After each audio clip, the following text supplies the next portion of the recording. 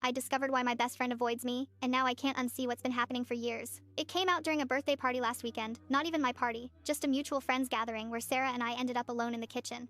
We'd been best friends since college, almost 15 years of history between us, but over the past year, something had shifted. Sarah was always busy when I suggested getting together. Her texts became shorter, less frequent. She'd post pictures with other friends doing things we used to do together, and I'd feel this hollow ache wondering what I'd done wrong. At the party, I'd had just enough wine to ask directly, "Sarah, are you mad at me about something?" She looked startled, then uncomfortable. "No, of course not." "Then why do you keep avoiding me?" I pressed. "We used to talk every day. Now I barely hear from you." Sarah set down her drink and took a deep breath. What she said next made my stomach drop. "You're exhausting, Emma," she said quietly. "Every conversation with you is about your problems, your drama, your life. I can't do it anymore." I felt like I'd been slapped. "That's not fair. Friends talk about their problems." "Yes, but you never ask about mine," Sarah continued, and there was something in her voice, not anger, but weariness. "When's the last time you asked how I was doing?" Really asked, not just as a formality before launching into your latest crisis? I opened my mouth to argue, but nothing came out. I thought back over our recent conversations and felt a creeping horror as I realized she might be right. "My dad had a health scare 3 months ago," Sarah said.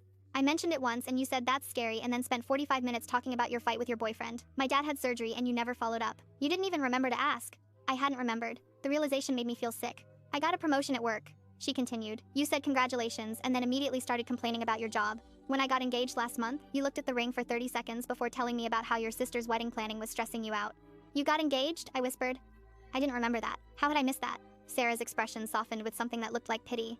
"See? This is what I mean. You're so wrapped up in your own world that everyone else just becomes an audience." The kitchen suddenly felt too small. I wanted to defend myself, to explain that I was just going through a hard time, that I was dealing with a lot. But even as I thought it, I could hear how hollow those excuses sounded. "Why didn't you say something sooner?" I asked. "I tried," Sarah said. "Multiple times. But you'd get defensive or turn it back around on yourself. 'Oh, I'm such a terrible friend, I'm the worst, you should just stop talking to me.' And then I'd end up comforting you about your guilt instead of talking about the actual issue." She was right. I knew that manipulation tactic. I'd used it without even realizing it, turning every criticism into another crisis that required support and reassurance. "I'm sorry," I said, and I meant it. "I didn't know I was doing that." "I know you didn't," Sarah replied. "That's part of the problem. You're not malicious, Emma. You're just so focused on yourself that you can't see anyone else." We stood there in uncomfortable silence. The party continued in the other room, laughter and music filtering through the door. Finally, Sarah picked up her drink. "I'm not trying to hurt you," she said. "I'm just being honest because I love you. But I can't be your friend right now. It's too draining." She walked out of the kitchen, leaving me alone with the weight of her words. I spent the rest of the party replaying every recent interaction, seeing them through this new lens. She was right about all of it. I'd been so consumed with my own life that I'd stopped being a real friend. I've been thinking about it constantly since that night. How many other friendships have I damaged with this self-centered approach? How many people have quietly distanced themselves because I was too much? I texted Sarah the next day, not to apologize again or defend myself, but to ask about her dad, about her promotion, about her